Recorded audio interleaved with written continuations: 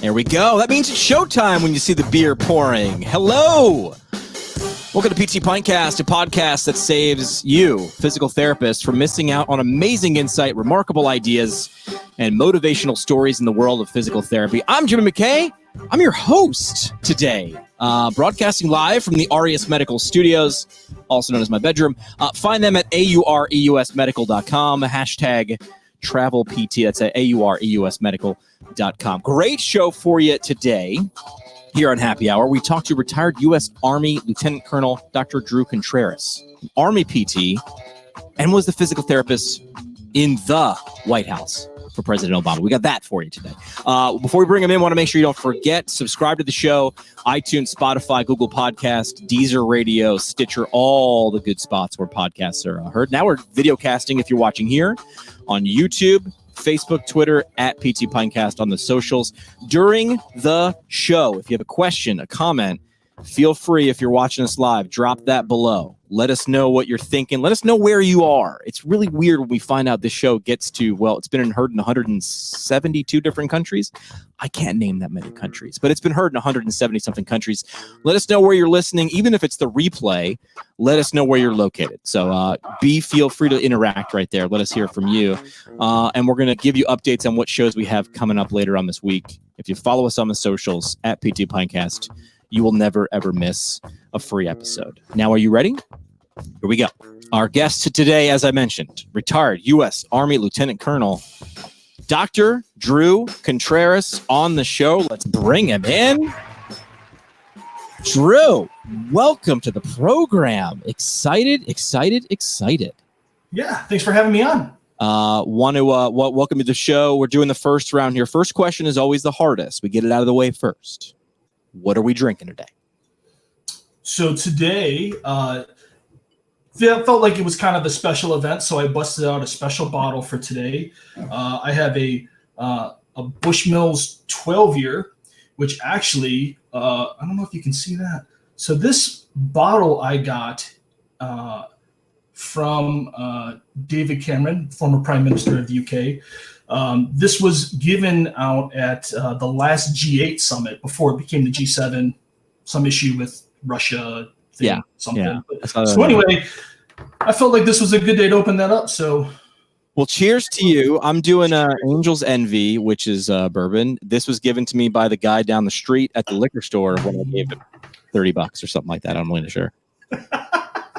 Like how you just dropping names there. It's given to me by a prime minister of something like, or so mentioned in your intro. Oh, I want to say thanks to our friends at Owens Recovery Science. Johnny Owens, nice. Down there with our friends at the Center for the Intrepid, owensrecoveryscience.com. They bring you their first round. So BFR, if you're looking to add that in your clinical practice safely and properly, Johnny's the guy involved in the research, the instruction. He's got you covered. owensrecoveryscience.com. Mentioned in your intro that you worked in the United States Army. So I always like to lead off with saying thank you for your service. So thank you very much for your service to our country. On top of being a U.S. Army, well, let's go chronologically. And I like this about you is I know a little bits of your story, but I don't know all of it in the chronological order. So let's start from the start. When I say where's your physical therapy journey begin, where's it begin for you? So... All right. So story of how I wanted to become a physical therapist. I was your typical Ohio football playing kid and, got hurt, ACL, MCL, had to go to therapy, and I distinctly remember my therapist standing around in a polo and a pair of warm-up pants with a cup of coffee in his hand and ESPN in the background. And on occasion, he would turn around and yell at me, do like 12 more of those. And then he would just stand there drinking his coffee. And I kept thinking to myself, like, this can't be like a job. This isn't what you really do, is it? And sure enough, I was like, this is what you do? He's like, oh, yeah, man, this is the greatest job in the world. And I literally thought to myself, like, I should do this. This I can do. So that was kind of that's how I got the ball rolling, and that was my interest to it. So that kind of pushed me down the road. Sure. Then I went to undergraduate on an ROTC scholarship. Okay. So I had a 4-year ROTC scholarship. So I went to a little Catholic school in northwestern Erie, Pennsylvania called Gannon University. Yeah. Because Gannon at the time had a preference for the master's degree program to kids who did undergrad there. And master's degree programs were still fairly new at the time. So I was a year old. And so, I got into PT school and I got a deferment from the Army. So I didn't have to come on active duty when I graduated. I could go to PT school. And then the funny story is, while I was in PT school, the Army actually was in a drawdown and they said, there's not a spot for you on active duty, so go be in the reserves. And I was like, sounds like a plan. So I got a job in upstate New York. Where at? Binghamton. Yeah. Binghamton, New York. So I was working in Binghamton, and so this is also kind of funny. Dating a girl at the time who eventually I married, because that's how it goes. But so I'm dating her at the time, and it's been about a year. And at this time in my life, I had long hair, wore a lot of Birkenstocks, earrings, it's kind of on that trajectory of life. Right. And my father, who's a retired Navy chief, he calls me one day and he said, Andrew, and he's the only one who calls me Andrew, by the way. He says, Andrew, I don't know what you did, but there's a colonel that keeps calling the house looking for you. And I said, well, what'd you tell him? He said, I told him that you owed me money and you went to Mexico. And I haven't heard from you in years. But if he finds you, to let me know, because you owe me money. And so, if you've ever been around a Navy chief, that's such a Navy chief answer. Like when some officer calls, I've never heard of that guy. So I call this colonel back and I'm like, hey, what's going on? He's like, hey, Lieutenant, where are you? I said, oh, I'm in upstate New York. He's like, you're supposed to be at Fort Benning. And I was like, no, I'm in the reserves. He's like, well, listen, Lieutenant, if you want to write a check for all that money we gave you, you can stay there. Otherwise, you need to show up at Fort Benning so you can pay that money back. Wow. So then, my girlfriend at the time, I said, so hey, babe, just so you know, I'm in the Army and they just called me and I have to go to Fort Benning. And she says, just straight deadpan, right? If you wanted to dump me, come up with something better than that. Oh, wow. She was calling you out. She thought you were out. Totally. Right. So that was the rocky kind of rough transition of graduated, had a job, came in the Army, and then went down the Army path from there. All right. What's being an Army physical therapist like? Or I should say, what was it like being an Army physical therapist for you? I think that being an Army PT, the great luxury you have is that at the time, PTs were really kind of hamstrung by you had to have an order. If you were a civilian PT, you had to have an order, had to tell you what you could do, what you couldn't do, how many times you had to do it, what days of the week. And the Army does not work that way. In the Army, you're a physician extender, right? You were seen as kind of a neuromusculoskeletal practitioner, and you just practice independently. So there's nobody telling you what you have to do. You have a lot of privileges that even still civilian PTs are finally starting to get some of them, right? But right. Radiology privileges, limited pharmacy privileges, you were just practicing on a higher level because you had more autonomy. Right. So I think that was the big distinction of being an Army PT. How long did you have to do that? Be an Army PT? Yeah. How long did you do that? Did that for 21 and change. That's cool. And highlights of where you got to travel? Where were you located? So started off at Fort Benning, Georgia. Then moved to glorious Fayetteville, North Carolina, to Fortress Bragg, otherwise known as the center of the Army universe. Did a stint there. Then got a 15-month vacation to the desert out of there. So deployed with the 82nd Airborne, came back to Fort Bragg, then had a stint over at the Pentagon, worked at the Pentagon there, ran the wellness and physical therapy section there. Wow. Then got slid over to the White House, worked at the White House for quite a while, then finished up at the White House, did a stint at Belvoir, and then finished up at Bragg, and now I'm retired. Wow. All right. So hold on. You just kind of like you just yada yada, to use a Seinfeld term. You just yada yada getting slid over to the White House. So like, how's that work? Are there always physical therapists, or were there always physical therapists in the White House? How'd that happen? How'd you slide on over from the Pentagon over the river to 1600? So the medical unit at the White House historically uses consultants, right? So they have various consultants of whatever specialty, so that if they need somebody, they've already vetted them, right? They already know who you are. They're familiar with you. You know how to get there and all these kinds of things. Because in DC, if you leave wherever you are and go anywhere in DC, that's like an hour and a half just to do anything. So, people leaving the White House, if you had to leave the White House for an appointment, you'd be gone for the day. You lose. So it just doesn't work. Right. So for all the medical stuff, they have consultants. So there were consultants there before me. Shout out to BJ and Carrie Golden and Barb Springer. So there was a consultant position, right? And so at the time, I'm a sports medicine SCS background guy.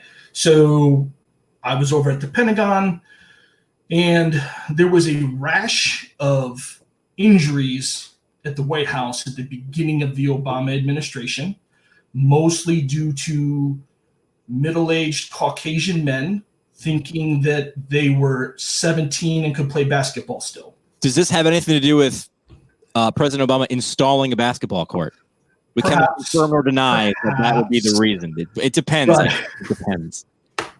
So the truth was, right, like now there's all these, patella tendon repairs, Achilles repairs, all this stuff. And you're like, oh, we got to get somebody to take care of these things. So they called me, which made sense. I'm across the river, jump on the metro, come across, back and forth and do that. And then, I kind of the victim of your own success kind of story, right? Like, oh, hey, that hurt. You should see that guy. There's a guy down there. Go see him. He'll help you out. And then it just kind of evolved from there. That's cool. All right. So we got to ask like things about White House. Like the first time you go, like you're not taking the tour, right? This is not even in the media room. Like you're going into the White House. Like how cool is that? I mean, that's my question. I'm skipping past, is it cool? Yeah. The question is, how cool is that? So, the White House is, and so I'd never visited the White House as like a kid or anything like that. So it was a completely new thing to me. And the White House is kind of, the first thing I would tell you is it's bizarrely underwhelming, right? Okay. It is not as physically large as you think. The actual structure, yeah. Because I went to PT school across the river in Marymount, and I visited it, and the executive building next to it is monstrous. Right. And the White House is like, oh, but on the news it kind of always looks, they shoot it up. I think it looks huge, right? Right. So that was the very first thing I was like, this is not as big as I thought it was going to be. Okay. So then, right, and then so once you get into it and you start seeing the things that are there, the things that are around there, then it starts to sink in, right? And you really start to get the sense of history, and you get humbled a little bit, right? Yeah. And so so one of maybe the first week or two that I was there, the head usher at the time was a Coast Guard admiral, and he said, if you're new, I'm going to take you on a tour. And I said, okay. Because bizarrely, like when you don't really get a tour of the White House when you start working there, it's just kind of like, hey, let's go to work. Here's where you work. Like but all this is there, but nobody that works there goes through that tour process every day. Right. So, the admiral took me, and so we're going around, and I was just in complete awe, because then he knows everything about the whole place. Oh, this is Abigail Adams' tea set. You're like, oh, geez. Oh, look, there's General Washington's sword. Oh, okay. Oh, and then here's this and here's that. And so it just gets super overwhelming. And you're like, man. And then he stopped me on the tour line and he looked at me and he said, listen, if you are lucky enough to be here long enough, this will not be as shiny to you after a while. It's kind of like a new car, right? It's a really great car, but after a while, it just becomes your car. He's like, eventually, if you're here long enough, if you have that privilege, this will get old to you. He said, and when it does, when that day happens, I want you to come on a tour, and I want you to stand right here, and I want you to look at the people. So we were in the Lincoln, the East Room, and just it's beautiful, and people are just there, mouths open, everybody's just kind of sucking it in. And he's like, that's the look of people, this is the people's house. Right. And if you ever lose that, just come here and look at them and remember what this place is. Wow. And so I really kind of took that to heart because 7 years, right? There were definitely days, right, where it lost its luster. The big joke about the White House is, no matter what color your hair was before you came there, either it's going to be white or if you have any left at all, right? Got it. And case in point. So it's a grind. It's a lot, but it certainly is. It's every bit as magical as you think it is. Yeah. That's cool. That's really cool. Cheers to that. I mean, that's just cool to hear like stuff like that. I mean, that's just, I was told something similar in radio, which was, in radio you meet rock stars all the time, and it's in the beginning it's cool, and all of a sudden it becomes, well, it's commonplace. And then a morning radio guy who was a couple years older than me said the same thing. He said, remember, you might have met a bunch of rock stars. Maybe you're meeting this rock band for the 5th, 6th time. He's like, but watch the contest winners you're bringing backstage. Watch the 13-year-old dude, because that's the person they've died to meet. Make sure that you don't act too cool for the room for that kid. Make it really special. Yeah, no, and it's so true, right? And it's, it just, I would be doing a disservice if I didn't tell you, like, it's that cool. All right. So we got to ask. So we won't ask about any patients, but you are allowed to talk about some people in the big house, right? You're allowed to talk about some people, right? Who are you allowed to talk about?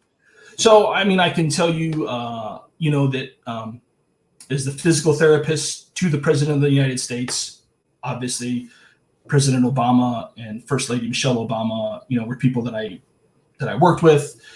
Everybody else, I worked with everybody from there to the guys doing the yard work. So you were the in-house PT. So that's kind of cool. Yeah. So let's go with let's talk about the president first. Like, is he as that charismatic in person, or does he just know how to turn it on when the cameras are on? I mean, what's he like? So two things about him that are, when people ask me that question, I can definitively tell you this. Number one, he's the smartest guy in the room, and you don't know it, right? You just don't realize it.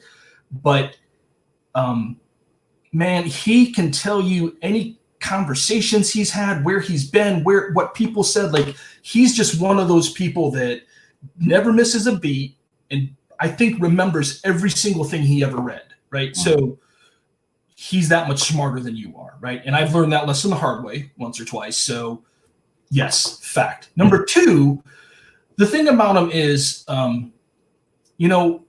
for my entire duration, I had a rule when I interacted with President Obama, was I only talked about three things: weather, family, and sports. That was it. Those are the only topics that were fair game to talk about. Sure. Nothing else. Sure. I mean, other than like health, right? Right. But of just like general conversation, that was it. Those were the only things I would talk about.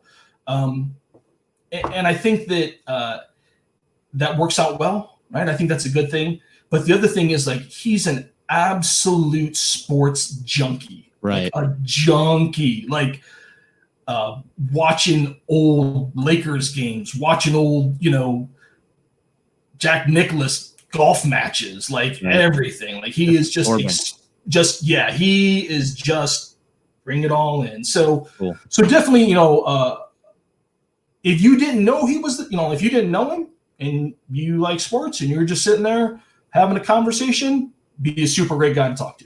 All right. So you're the White House physical therapist. How's that work? I mean, everything comes into play, right? Just because he's the president of the United States doesn't mean he's not going to have issues, and that's why you're there. So how did you approach that? Because I mean, that's got to be a little intimidating, right? To know that you're treating the president of the United States of America. Yeah, I would be foolish to say that that it doesn't register with you, right? Right. So one thing I learned, actually, I always try to treat all my military patients the same, regardless of rank, right? Whether you were a PFC or a colonel, I did the best I could for you with whatever I had. That was my take. Now, I learned at the Pentagon, I had a mentor, Dr. Block, who's since passed away, but he was a mentor to me, and he had been doing executive medicine for a long time. And he said, Drew, here's the deal. The difference between a Secretary of Defense and a major at the Pentagon is scheduling and security concerns, right? The major has more time than the Secretary of Defense. Right. You are not catering, you're not giving him better treatment. You may make yourself more available at the times that they have because they have scheduling concerns that you don't. Right. So you have to give that. And so I took that into consideration, right? So yeah, you make yourself available to people when they have time. So, a question that I often heard was like, well, why do they need a PT at the White House? Can't somebody just go somewhere else? Yeah, they could, right? They could have gone to Walter Reed or even over to the Pentagon. But the hang up is, what's an hour of the president's time worth? What's that cost? Right. What would people pay for that, right? It's certainly more than, at the time Major Contreras was making, no doubt about that, right? So, I always equate it to, it's like being the general's driver, right? Your job is to sit there with your book, read it, and wait. And when the general needs something, you do it. Johnny and then you go back and you sit back down and you read your book again. So, I mean, obviously, I'm simplifying this a lot, right? But other than making those scheduling and security concerns, treating everybody to the best of your skill set is kind of what it's about. So let's go treating. In terms of White House, like, where were you working? Where'd you set up shop? Was there a space for you? Did you have to kind of improvise, or what was it like? Yeah, so it was new, right? So I set up a space in the EEOB in the Eisenhower building, which is the big building next to it. And then I had some other locations that I would work out of as well. And it was just kind of new, right? Like, people hadn't really had a therapist to really kind of be there all the time. Sure. So, the nice thing about being at the White House, probably the greatest asset you have as a clinician, is if I call somebody and said, hey, this is Drew Contreras. I'm the White House physical therapist.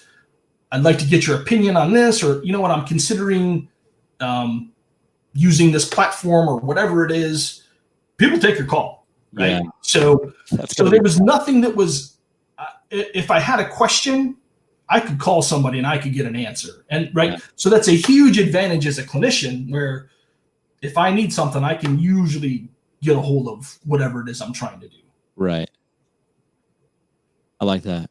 Air Force One, did you travel? Because you were the White House physical therapist. Did you go elsewhere? Because, I mean, sometimes the president's gone for, days. Sometimes it's a mega road trip. Yeah. Yeah. So I spent a lot of time on that jet. I went through a lot of passports. Wow. The big bummer was I didn't get a single frequent flyer mile, not one. That's disturbing. I know, right?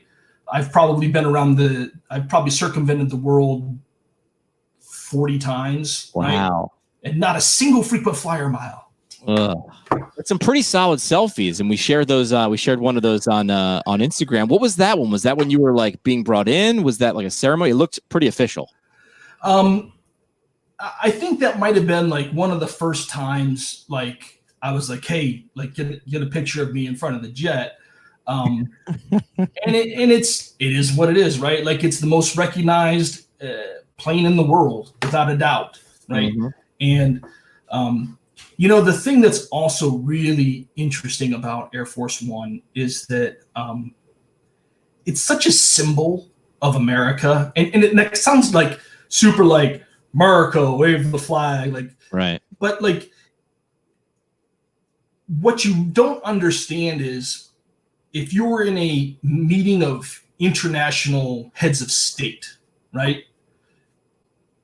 When Air Force One shows up, everybody gets out of the way, right? When we're leaving, everybody waits for us. Wow. Right? So it's just kind of one of those things that it's just kind of you have to understand what's that's like and how that kind of works. Yeah. And there were some times where we were in countries where I was super glad to just get on that plane, right, and feel like I was at least somewhat home, or at least I knew I was going home, right? Because the trips are long.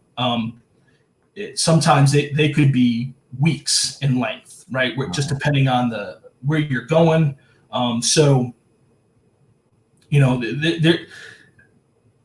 When you forget time zones and you always have to set your phone to time zones, you don't quite know where you are, you get jet lagged, then you jump ahead, you jump back, and just it gets rough, right? There's certainly a price you pay for moving around the world like that. But it's a little easier when you have your own 747. Yeah, it's probably and Spotify. It's pretty sweet. I mean, I've seen the Harrison Ford movie. I think that's probably it's totally like that, just like Harrison Ford. Probably just like that. Totally. We're gonna bring in producer Bridget. She's gonna come into the stream with us. She's got a question for you. She's a second-year student at Sacred Heart, and there she is. Bridget, question for Drew that you have. What do you want to fire away? So my question is, when you were traveling, like, what did a PT treatment session look like? Because you obviously don't have all of your gear with you. Right, that's right. So you become very skilled at this. This is 85% of what I need, right? And this is, another portion of it. And yeah, I would drag some stuff around, or whether that was like an iStim tool, or I also became kind of a de facto sports medicine guy, like tape. And one time we had an agent take a step off of a steep area, and so I'm taping ankles, right? I'm doing all the stuff. But the truth is, right, no matter where I was, this was the majority of my skill set, right? And that's hard for some PTs to kind of wrap their brains around, right? Because you have to be very confident in what you're doing, right? And because, like, you don't even have 110 power in some of these places, right? So if all of your treatments are focused on, whatever this gizmo does, whatever this unit can do for this patient, like, you aren't dragging a traction table with you, right? Like, it's not going to work like that. So being independent, understanding, what your approach is going to be, and planning for that was a big portion of it. Wow. I didn't think about that until you just said an agent. I was thinking about, obviously, office people who work there. You mentioned people who work for the grounds and facilities. I mean, Secret Service agents, those are tactical athletes who are, they don't really have downtime. You get a guy with a sprained ankle and you got 4 more countries to go to. That's a big deal. I didn't think about that. Yeah. Right. And it's just like a team, right? That there's only so many people, right? There's not like, we'll just get the 6-string guy from, Punxsutawney to fly out here to Indonesia. I mean, no, you have what you have, right? Just like, like, there's one person who's doing the brief, right? And if that person's miserable, or they can't rotate their neck and they're only looking at half the room, right? Like, that's a problem, right? Wow. So, right, those are the things that are, like, the question is always like, well, is it that big of a deal? Do they really need something? Like, nothing's a problem until it's a problem, right? Then it's a problem, right? Yeah. And in that line of work, right, like, narcotics are not a solution, right? You're not giving everybody medications, because that's not going to happen. So there has to be another solution, right? And that's where, having a PT fit in really well with that, right? Having somebody who had a hands-on skill set that could address problems was useful, right? That's why I hung around there so long. I like that. You mentioned, we mentioned at the top of the show, vice president of the federal section right now. That was a section I don't think I knew existed until I was at least like a third-year student. Talk about that just for a little bit. We had somebody on talking about that a few months ago, just because I think it's one that a lot of people say, oh, I didn't realize that's what it covered. Right. So the federal section, is like the sports or the ortho section, is a section of physical therapists that work for the federal government, and that's either in Department of Defense, the VA. Bureau of Prisons, Indian Health Service, or public health, right? So people that have these federal jobs, it's the group where, we can advocate for things that are specific to them, or leverage the things that we do well to share with other people, right? Like, there is nobody that deals with amputees more than the federal section. But that is not even a question, right? And so we housed a lot of that institutional knowledge, and we kind of decided it was a point to share that information. And then there's a lot of people now that are starting to get interested in, as now kind of people are starting to understand, well, what does being a PT in the Department of Defense mean, or what does it mean to be a VA PT? Right. So then now you have this section where you can network, you can get questions answered, you can find some mentorship, and that's really what the section does. It's not a huge section, about 1,000 or so members, and it's always funny, right? Because people are like, oh, I want to join a section. I'm a student. I don't have any money. It's $25 a year, but that's 2 Starbucks runs for you, maybe at best. Right. So, the section is not set up. We're not trying to make money, right? We're not trying we're just trying to exist for the purpose of sharing that platform. So we keep the dues as low as we possibly can, so that specifically students can join, right? So that if students are trying to find that bridge, we're there for them.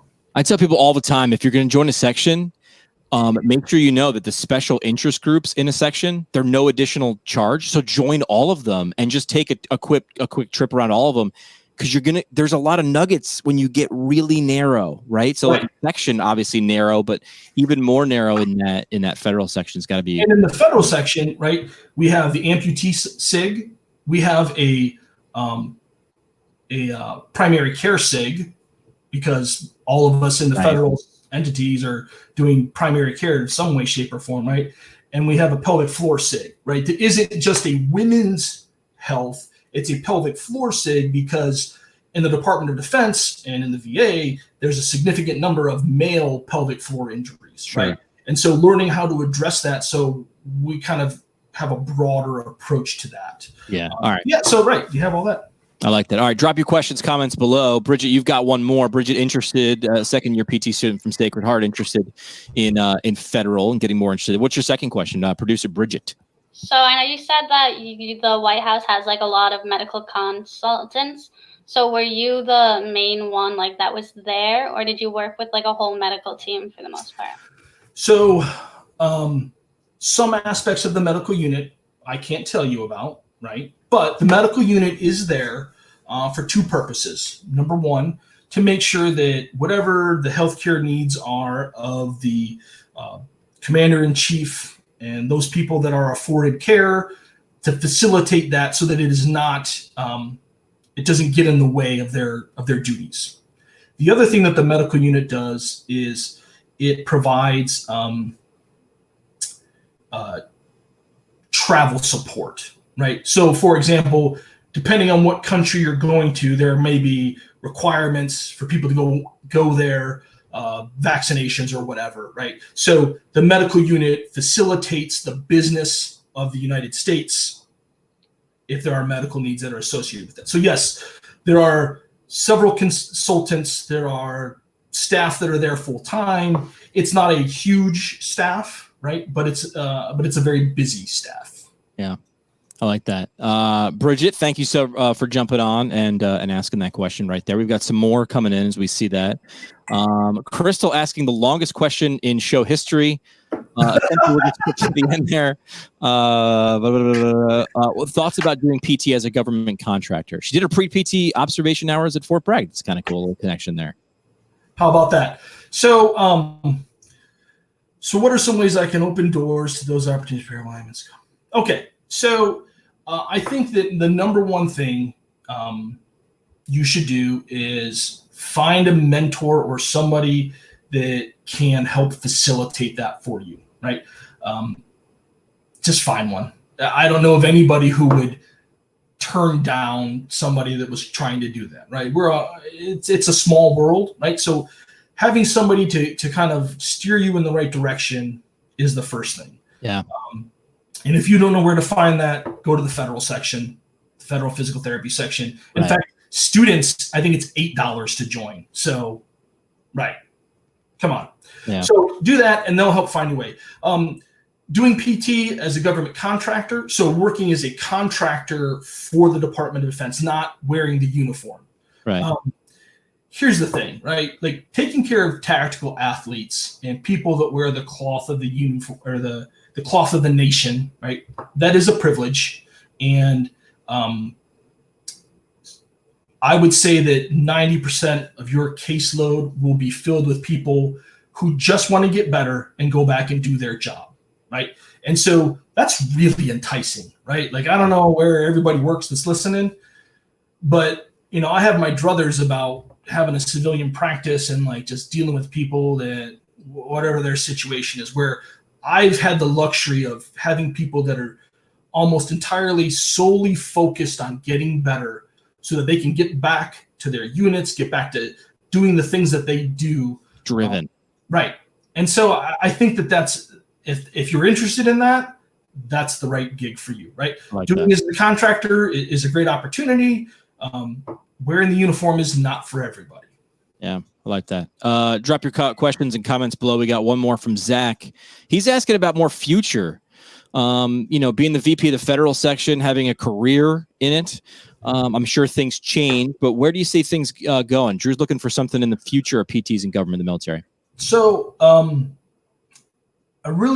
this is a really transformational time for Army physical therapists right now. And what I mean by that is the Army, for the first time in 40 years, is changing its physical fitness standards, right? And that's coming because the Army has changed the way that we fight our nation's wars, right? We're no longer a bunch of 140-pound paratroopers with a helmet on and a rifle, right? That's not what a soldier looks like now, right? All you need to do is turn on Call of Duty and you'll see exactly, right? You've got plate carriers and bags and heavy weapon systems and all these electronics. And so today's soldier looks more like a linebacker than a wide receiver, right? To give it a sports analogy.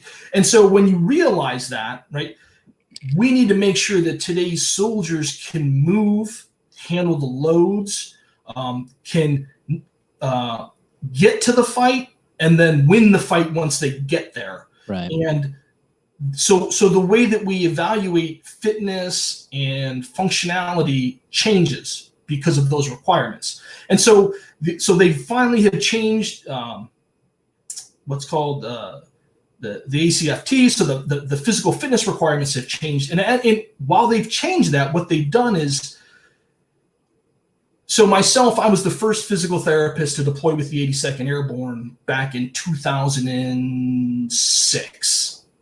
And that model has been replicated over and over and over with special forces and regular line units and reserve units. And every time you realize it is a cost-saving measure to have a physical therapist with their skill set forward deployed with troops, because we keep people doing what they do at a much less expensive rate than anybody else. We have non-pharmaceutical solutions for problems to allow people to keep doing their job. So you are a huge cost-saving measure. So what the Army realized is, not only are we going to change these requirements, but we're going to give every functional unit in the Army their own physical therapist, which created a need for another 200 plus physical therapists, which didn't quite double it, but it's a large increase. Sure. And then what happens is all those physical therapists that were in the hospitals are no longer in the hospitals. You're out with your units. So kind of like a team concept, right? Wherever your unit is, that's where you're you're with them. Wherever the team's at, you're with them. So I think that the future of physical therapies in the Department of Defense is mobile, right? You go where they are. This is 85% of your skill set. You got a bag of some whiz-bang stuff. Awesome. Figure it out. Right. But that's what it's going to look like. And I think that's that model, because it's so cost saving, right? And just makes sense. I think that we'll continue to have that. Man, if that's not validation for our profession, right? Because the government, you try to get a nickel out of them, right? But in their defense, they put a lot of research into stuff, and they're like, well, we're not spending on that. To have them say, we want a physical therapist with every functional unit, that's pretty valid. That's got to be pretty validating for our profession. Yeah, I agree 100%, right? And I think you see the value more and more. There was a pretty landmark study that was just published not that long ago by Dan Rohn, an ex-Army PT friend of mine, on knee injections, and that physical therapy was a superior treatment to knee injections for knee osteoarthritis, right? Like in the New England Journal of Medicine. Like, this is big stuff. This is big brain concepts and ideas and things that, like you said, more and more, this concept just keeps getting revalidated over and over and over. And I think that the future of physical therapy is great if you've set yourself up to be one of those practitioners that I am somebody that can do a lot of these, treat these kind of everyday issues with people, right? And I have a skill set that's valuable. Like you said, it just validates it over and over. Yeah. What's the cost of having an operator or having a tactical athlete out for a week or a month? If we could prevent that or reduce that, we're in great shape. And I remember the first time it ever clicked for me, we had Rich Westerick on the show, and he said, "Listen, you're a marathon runner, you're a triathlete, right?" And that was my background. He's like, "Well, you know exactly what minute of what day the gun's going to go off. Tactical athlete, firefighters, police, EMTs, military. It might be 6 months from now. It might be 20 minutes from now. You've got to be ready at all costs." That's a different way of training, right? I had to ramp up, and I knew when the gun was going to go off, and I was going to swim this far. I was going to bike. I was going to run. Tactical athlete, I don't know, whatever's required. You grab your helmet and go.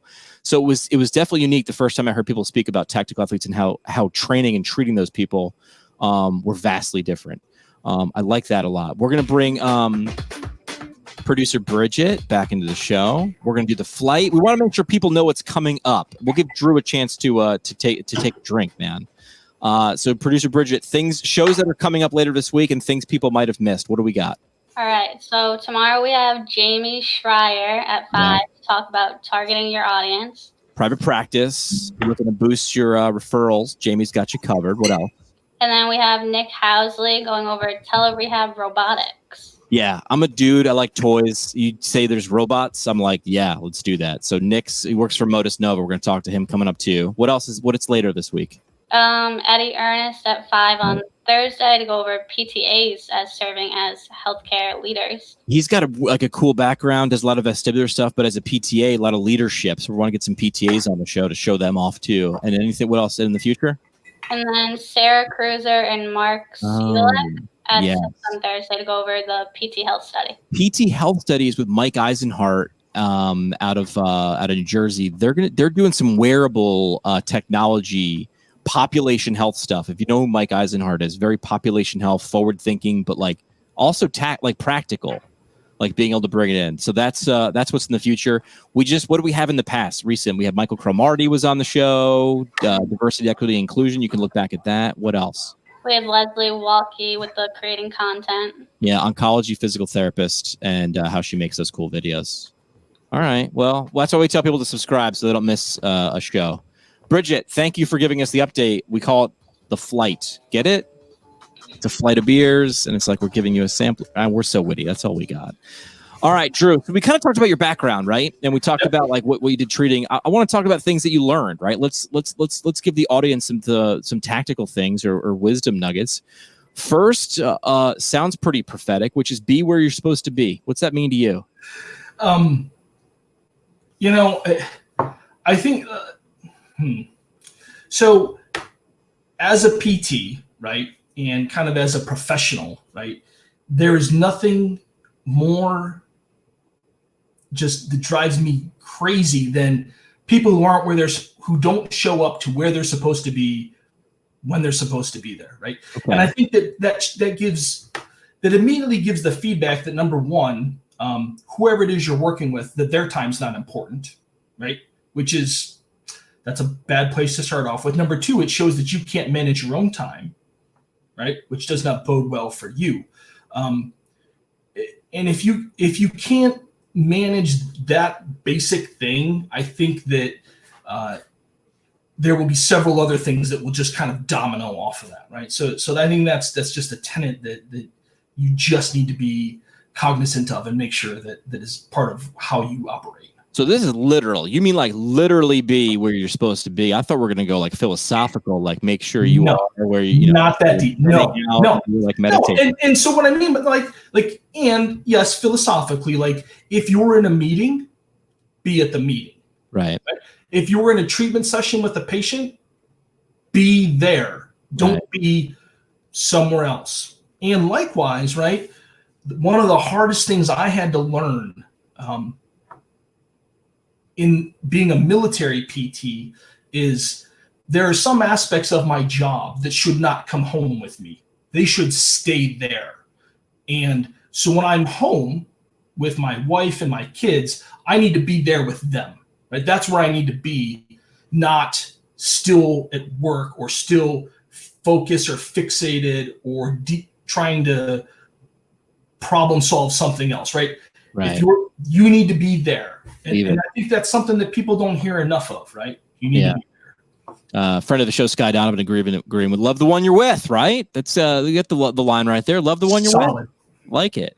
All right. So after be where you're supposed to be, which I was always taught, like, man, if you're on time, you're late, right? So make sure you're early. It just shows respect. Nobody wants to be like, you never want to be the last person in the meeting. People going, oh, we can't start. This person's holding us up. Don't be that person ever, especially for a patient. You got to set the tone. So after be where you're supposed to be, do what you're supposed to do. This one sounds like it's completely logical after this one. Right. And I think, do what you're supposed to do. I take that to mean people expect a certain level of performance out of you or a certain level of capability, right? And you should be able to deliver that, right? Because if you are not, right, they're relying on you for something, right? People don't come to see you or work with you because you're incapable, right? So again, right, kind of just a general ethos, all right? It's just kind of making sure that your level of professionalism, you're able to deliver on the things that you should. Yeah. Back it up if you say it, right? Walk the walk, walk the talk. Third point I want to make: if you don't know, you better ask somebody. No matter who you get, right? Like you're the president's PT, but like if you don't know, ask somebody. You know what? I learned this lesson a long time ago from a sergeant I had, and I was a young lieutenant, and I forget what it was, but I clearly had no idea what I was doing. I was, the old adage in the Army is you can't spell lost without LT, right? I was lost in the sauce. And he came up to me and he said, Lieutenant, it looks like you don't know what you're doing. And I was like, well, and he's like, if you don't know, you better ask somebody. Like right now, this isn't a big deal, but someday that might mean somebody's life. Yeah. Someday that might mean somebody doesn't get what they're supposed to get because you were afraid to ask a question because you were not informed. People rely on you to make decisions. If you don't know, you better ask, right? And that's those are things that like kind of when people are like, well, how do you end up in the White House? How do you end up on this level of just a different plane of managing things, right? And I think that's part of it, right? I think that understanding that it's only a fool who thinks they know all the answers, right? You're not expected to know all the answers, but you should know where to get it at, right? And if there's no answer to be had, it's okay to say there's no answer, right? This is the best that we have, but understand that limitation. And I think a lot of us are afraid to. You feel like if I don't know, it makes me look inferior. It makes me look like I don't know what I'm talking about. I think it's exactly the opposite, right? I think it shows that, your maturity level is to the point where you know what you can and can't do, and that there are times where you got to get some help, right? Yeah. No one had to ask an honest question. I see this. I saw this a lot as a PT student, and I was a second career student, and I fell into that trap where I was like, I'm supposed to know this. So if someone asked me a question, my default response was just answer and give them a response. When if I honestly didn't know, I don't know, but I'll find out for you. I'm going to go look that answer up. That says, okay, they were honest, and I'm going to get the right answer. Because right? they can tell when you don't know. Listen, so let me tell you a funny story. So one time I was treating a patient, and so I don't talk about who this patient was. They were an expert in a field, and I was treating them with a modality. Okay. And patient says to me, "So give me the specifics of this treatment that you're about to do." Right. I said, "Oh, well," I give them kind of my standard clinical spiel, right? And then they start asking deeper questions. And I was like, well, kind of directed them back to my clinical spiel. And they asked again. And I was like, listen, I'm going to be honest with you. I don't have that. I don't know. That's kind of goes beyond my level of clinician, but I can get that information for you. Oh, don't worry about it. I got a Nobel Prize in this area. So if you have any questions, I'd be happy to explain it to you. Right? Like, that would be terrible. Oh. It started like, oh, yeah, well, I just started lying about whatever ohms or wavelengths. Like, oh, well, when I got my Nobel Prize, like, so, right, like, you just kind of have to know your limitations, right? Or you're going to find yourself in a bad position. I mean, honestly, that person in that situation was probably either trying to see if you knew, or they were trying to size you up. And if you had started to pull things out of your posterior, they would have known right away because there was a Nobel Prize in it. Right. So, like, again, right, the assumption that you're always the smartest one in the room. No, you just, and I didn't know. I didn't know who that their background looked like that. Yeah. Favorite. I mean, it'd be hard pressed not to ask something like this. But favorite moment with President Obama as a human being, not even as a patient. I mean, you spend that much time with someone who's in that position, who, as you mentioned at the top of the show, is that smart and that charismatic and a leader. Is there a moment that comes to mind that like you think back to in your time in the White House?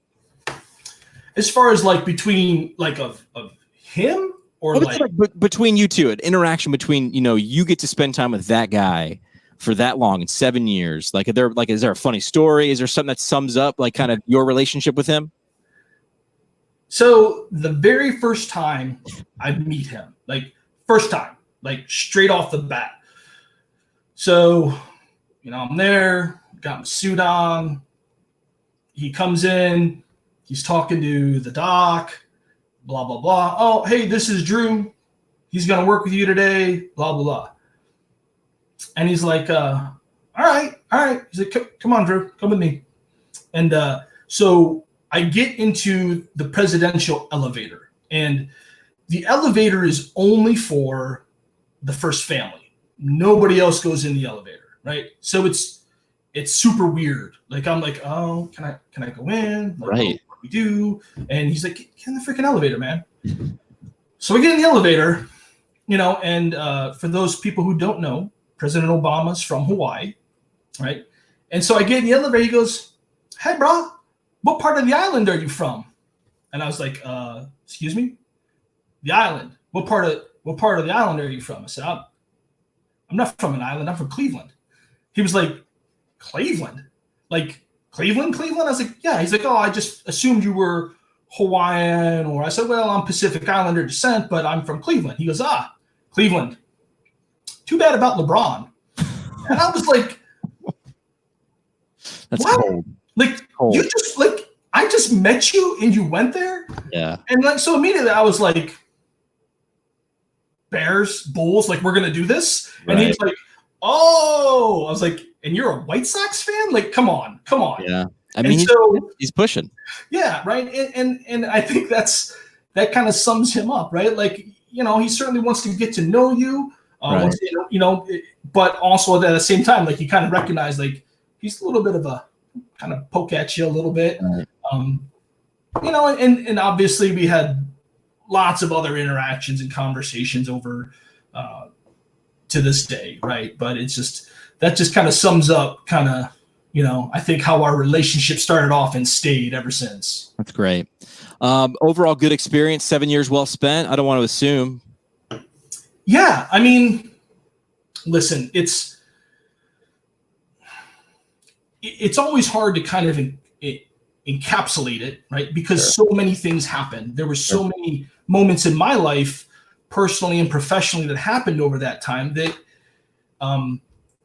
it really kind of becomes a significant part of my history, even more so than just, oh, hey, it's a super cool job. That's a interesting time.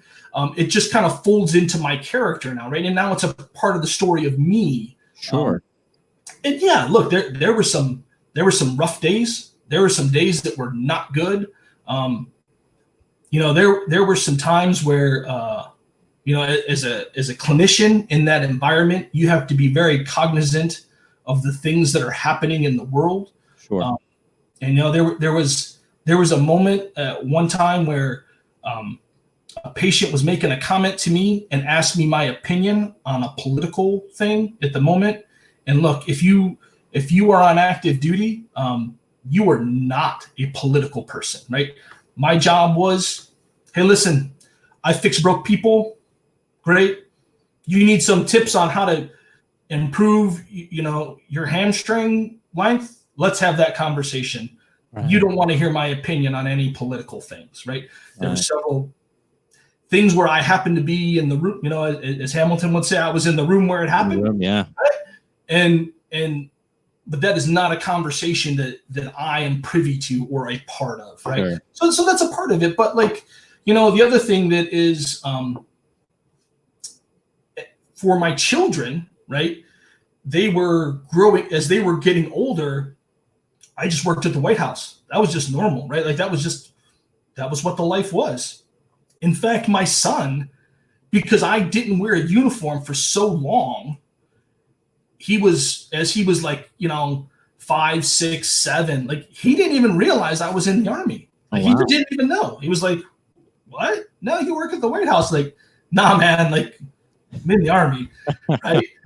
But that was just kind of part of it. Right. Part of it, yeah. Yeah, it was what it was, but definitely, right. Like, I think that any time as a professional, you were in a job that has that much visibility, right? Yeah. It's usually pretty monumental, right? Or incredibly awful. Yeah. Yeah. I can One or the other. Yeah. Little Birdie told us you have a Mel Gibson connection, a movie and Mel Gibson connection. I need to know what this is because he's got several movies that are in my top 10. So I was a young officer at Fort Benning, Georgia, and they were filming the movie We Were Soldiers Once. Oh, yeah. Don't know if you ever saw that movie. Yeah. Battle of the Idrang Valley, Mel Gibson. I'm sure it's on Netflix or something now. Well, at any rate, they needed tens of thousands of extras for this movie, right? To film these scenes where there was training going on and people were preparing to go to Vietnam, so forth and so on. So if you wanted to do it, you could sign up for it, and great. So me and a couple of buddies, yeah, let's go be in Mel Gibson. Yeah. So we sign up and we're standing there, and then you're standing in line, and they're just kind of, okay, here's your outfit that you'll wear. Here's your hat. Here's your this. Here's your that. So I'm standing in line, and one of the production assistants comes up to me. He goes, you're some sort of Asian type person, right? And I was like, well, Pacific Islander, yeah. He's like, we have a feature role that we need filled, and you would be perfect for it. And I was like, what's the role? I can do this. I was like, I don't really say lines. He's like, you don't have to say any lines. You get burned alive. So we need somebody to get burned alive. We need like a Vietnamese looking guy to get burned alive. And I was like, all right, I'm in, right? So he takes me over to the special effects and the wardrobe people. And they're like, this is the guy. Here's the burned alive guy. This is the burned alive guy.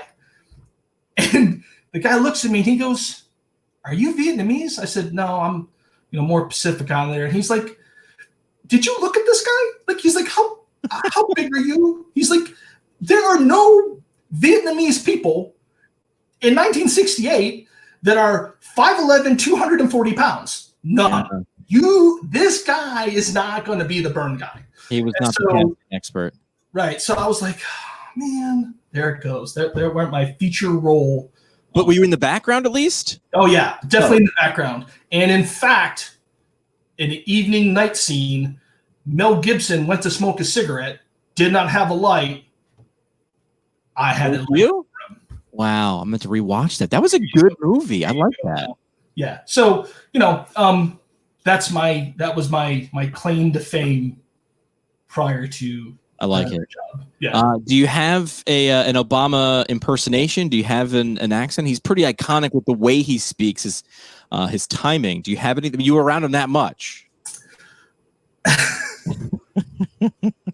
Nope. Not good. No. Now I'm gonna pull that on my posterior, but you'll know I'm faking it. So yeah, not at all, man. All right, Drew, you ready for 3 questions? Let's do it right now.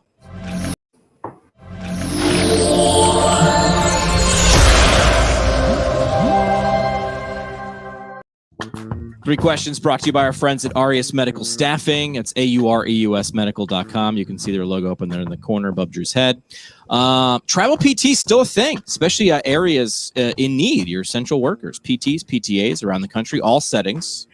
A lot of people think it's just outpatient ortho, and all locations too. We mentioned, places like Alaska, Hawaii, Montana. They have need. A lot of people just overlook those areas. Like, I bet you they don't have any need in Hawaii. They do. So check them out online, AUREUSmedical.com. That is AUREUSmedical.com. Drew, first question is a where question. Anywhere in the 50 U.S. states, and somebody who's circumnavigated the globe in Air Force One 40 plus times, you probably took a spin around this country, a few of them. Where would you want to go and spend some time if you could in the U.S.? Hawaii, without a question. It's not even close. Hawaii was never somewhere that I got to before I worked at the White House. And I am convinced that if I did go to Hawaii, I would go completely native and not care about anything in the world. So I won't go there untethered because I'm pretty sure I would just sit around with the surfboardy, just drinking out of coconuts. I like it. I'll just play with the ukulele. I don't know how many more cliches in Hawaii we can get it there. Second question's a what question. This helps me beef up my reading list or my Netflix queue. What's something you've read, watched, listened to, whatever, that you think the audience would benefit from? I just watched a Netflix presentation. It was actually done by Obama's production company on Netflix. And it was about how a Chinese company took over an Ohio plant, a car manufacturing plant. The name of it escapes me at the moment. But it was really interesting as a kid growing up next to a car plant in Ohio, right? Like that was something I knew very well, and I knew the type of people that work there and the culture of it. It was really interesting to see how they tried to marry, bring in a Chinese culture and institute it into an American plant, and kind of look at those cultural differences and look at all those things. And I think it just really opened your eyes as an American. Kind of you see the immediate perspective of what other people see, how Americans function, how we operate, what we do, and then likewise kind of seeing that the truth is, right, as Americans, we have it pretty darn good. We have it very well compared to a lot of places. And a lot of Americans, I think, just have never had the opportunity to understand that. So if you never saw that, I would say check that out. All right. Third question is a who question. Who's someone the audience should know more about? So shameless plug I would give would be to somebody who's become a really good friend of mine is Sue Falsone. Oh, yeah. I've ever talked to Sue Falsone. Yeah, right on the show. Sue is somebody with is a woman in the field, a lot of firsts, but as a PT is somebody who is pushing the profession forward and is really making a difference in the perception of who we are, what our skill sets are. So if you don't know anything about her, check her out. Her company, Structure and Function. She's great people, and she's worth checking out. Yeah, lucky enough to have her on the show just before her last book came out, Bridging the Gap. And she had first. She was Dodgers' first woman in professional sports to hold the head position. Right. Yeah. Right. We gotta get her back on the show. Let's put that on the dry erase board. That's 3 questions brought to you by AUREUSmedical.com. I want to thank those guys for sponsoring the show for a long time. Again, check out what is available and where the areas of need are here in the country at AUREUSmedical.com. Let's do the parting shot now. Let's bring that about. This will be fun. Let's do the parting shot.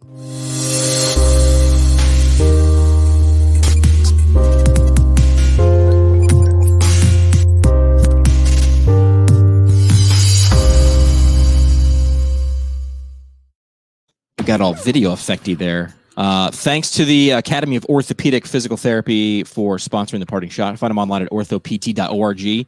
We just gave away current concepts of orthopedic physical therapy. We're going to give away another monograph, access to more learning from orthopt.org. And we'll be talking more ortho coming up in like 2 weeks. Parting shot, Drew, is your opportunity to leave like a mic drop moment. What's one thing as you were just exiting and leaving the audience with something? What's the message you want to leave with them today? I think that there was one saying we always had at the White House, and that was, you could do whatever you want on your last day, right? And what that kind of meant was, you want to do something wild and crazy, go for it, because it will be your last day. And fine. But so I always thought about that, right? Is that on your last day, what would you do for your last day? And what I mean by that too is kind of as I've gotten to the point in my professional life where I'm ready to kind of start taking more steps and doing more things, right? I think it's okay for you to be all right with it being your last day. I think it's okay for you as a PT or a professional to be like, this is the last time I'm going to do this because there's more for me. There's more things out there for me to go do. And I would encourage everybody to do that. Do those things. Let it be your last day. Yeah. Do whatever you want because it's your last day because you're going to go do something else. So I think that isn't said enough to us. I think that, we kind of feel like we're stuffed in these boxes and, we have to kind of do this or do that. Like I would tell you, like, no, there's nothing stopping you from going out there and being your best you. So do whatever you want on your last day. I like it. The followers, the socials for Drew on the bottom of the screen there. Appreciate you dropping by. This was really cool. I got a little geeked before we went live because I was like, wow, I got to ask about the guy who's hanging out with Obama for 7 years. It's pretty cool to me. Do want to make sure people know, again, Vice President of the Federal Section, if what Drew was talking about today spikes some interest, go hang out with the people who do that. If you're a student, start rubbing some elbows together with the people who are doing that. Ask those intelligent questions because one of those take-home messages was, if you don't know, you better ask somebody. And who better than the people who are doing it and have been doing it? Thanks so much, Drew. Open invite. Come back on the show whenever. We'll talk federal. We'll talk whatever. Thanks for having me, man. Appreciate it. Great time. All right. Be well, guys.